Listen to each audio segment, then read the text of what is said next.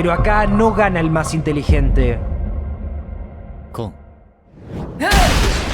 Acá gana el que tiene los poderes más forros. Y qué buena escena, la concha de mi vieja. Kon es el demonio del zorro. Aki tiene un contrato con él y tiene que alimentarlo con demonios para mantenerlo contento. Los Devil Hunters siempre tienen contratos con demonios para tener poderes y siempre les tienen que dar algo a cambio. Aki en su caso tiene que darle partes de su cuerpo para que salga, como en este caso que usó la piel de su brazo. Denji y Power se la remandaron hoy. Aki le dice todo lo sucedido a Makima, pero sugiere dejárselos pasar por derrotar dos demonios muy poderosos. Algo que demuestra que de a poco Aki se está volviendo más compasivo con los demonios. Está bien, Aki, andás medio tibio últimamente, pero yo te sigo, bro.